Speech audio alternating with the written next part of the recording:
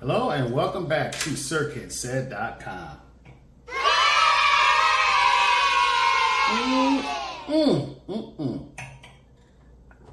Gin, I love gin. Anyway, I want to talk about a series that I don't think is getting enough love. Oh, spoilers. I don't think it's getting enough love, and the love that it is getting tends to be kind of divisive, and that series would be The Continental. At a cost of $20 million per episode for 3 episodes, so $60 million. Peacock went all out, and bully for them. I appreciate the effort, because while most of it was shot on a soundstage, it's done well enough for the early stages of this world to be believable. The costumes, the cars, the music, all really set to 70s. I think the real problem people had with the series was that there was no John Wick, just the world of John Wick, and I think that's kind of stupid, because this would have been very, very, very, very, very early John Wick, and he was probably still in Belarus training, becoming John Wick. So yeah, that's some old bullshit. I wanted to talk about Mel Gibson, who has been getting a lot of work.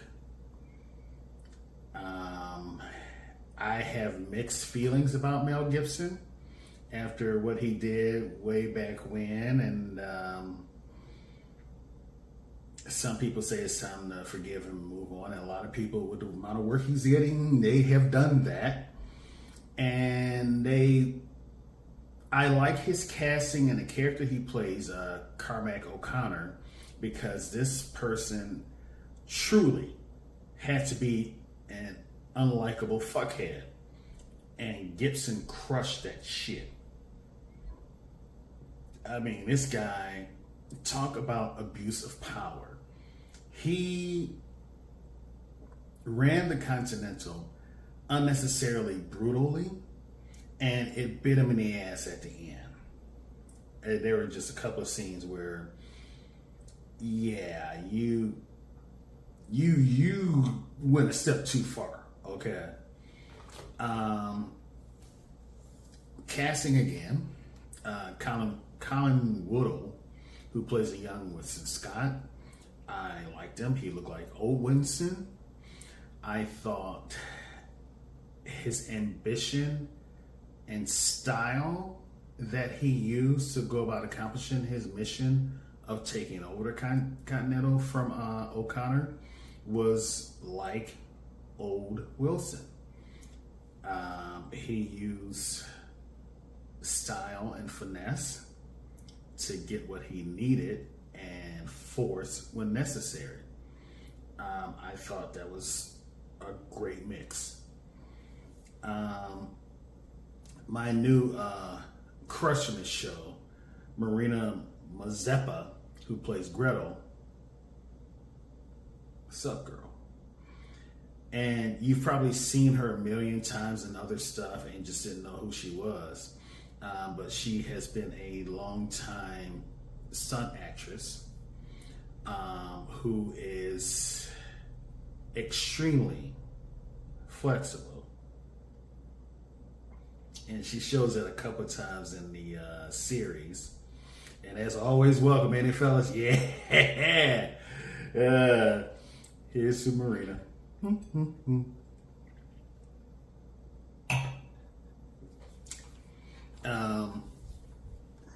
She obviously plays a hitman in this series. And her and the guy that she works with almost never speak, which just bumps up the creep factor. They just look at each other and just kind of know what the other one's thinking. And I'm gonna slaughter this kid's name, but Ayomade Adigun, young Sharon. perfect casting, because seeing the early stages of Sharon and Winston's relationship from this angle really drives home the relationship in the later movies, and his passing in John Wick 4, which is terrible foreboding because he passed like what, a month after that movie opened or something like. No, it was before he opened. God, it was just terrible. And I still feel some kind of way about that. But I do feel that Lance Reddick himself must have had some type of say-so in casting this kid, because the resemblance is scary. I mean, this kid looks like a young Sharon. He just does. He nailed the accent. It was good. It was good. Overall, there were some side characters who felt exactly like that, like side characters. Towards the end, I understood the need for them, I guess, but revolving so much of the story around them just felt side questy to me. Come at me in the comments if you feel the same way. Overall, I don't understand why people are hating on this series, especially since it's only 3 1-hour shows, or an hour and a half, I think was the longest one. Peacock did an outstanding job. And I dig it. I like it. I'm going to recommend it. If you don't have Peacock right now, this may be an opportunity for you to hit it and forget it. You know, get that 7-day trial in, watch this, crush a few other things, then cancel it for the 7 days are up. I'm just saying that's what everybody else does. That's what I'm going to do with Hulu in order to watch Only Murders in the Building. Yeah, you heard me.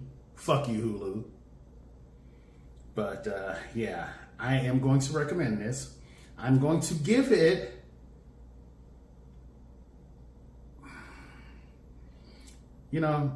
I can't not give it an 8 because of Gretel. I mean, yeah, there were titties in this too. So yeah, I'm definitely going to give it. It wasn't Gretel's titties, but there were titties in the movie, in the series. So yeah, I'm going to give it an 8. I am going to recommend it, and I did. So that's my 2 cents, and I'll see you on the other side.